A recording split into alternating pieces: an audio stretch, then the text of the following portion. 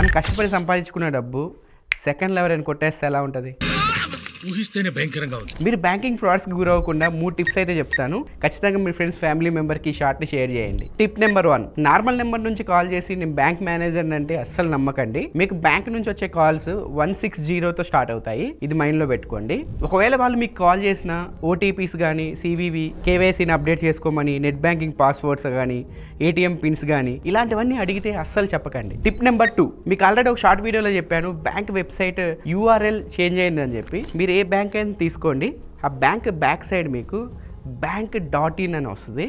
.comలు కానీ, .inలు కానీ, co.inలు కానీ ఇలా చాలా వెబ్సైట్స్కి డిఫరెంట్ యూఆర్ఎల్ ఉంటాయి కదా, అవన్నీ ఈ bank.inతో రీప్లేస్ చేశారు. ఇప్పుడు మీరు ఎస్బీఐ టైప్ చేస్తే SBI.bank.in అని వస్తుంది. హెచ్డిఎఫ్సి టైప్ చేస్తే HDFC.bank.in అని వస్తుంది. ఆ వెబ్సైట్లోకి మీరు వెళ్ళి మీ net banking customer ID, password type చేసి చక్కగా ట్రాన్సాక్షన్స్ అయితే చేసుకోవచ్చు. ఇవన్నీ జెన్యూన్ వెబ్సైట్స్ అనమాట. టిప్ నెంబర్ 3, మీకు నార్మల్ నెంబర్ నుంచి బ్యాంక్ రిలేటెడ్ మెసేజెస్ వస్తే ఆ లింక్స్ పైన అస్సలు క్లిక్ చేయకండి. మీకు కనుక బ్యాంక్ నుంచి మెసేజెస్ వస్తే లాస్ట్లో S కానీ T కానీ ఇలా కనిపిస్తూ ఉంటాయి. అంటే సర్వీస్ రిలేటెడ్ మెసేజెస్ ఉంటాయి కదా, డెబిట్ కార్డ్ డిస్పాచ్ అవ్వచ్చు, మీ బ్యాంకులో అమౌంట్ క్రెడిట్ అవ్వడం, డెబిట్ అవ్వడం, ఇలాంటి ఇన్ఫర్మేషన్ మొత్తం ఈ లెటర్స్తో అయితే వస్తూ ఉంటాయి.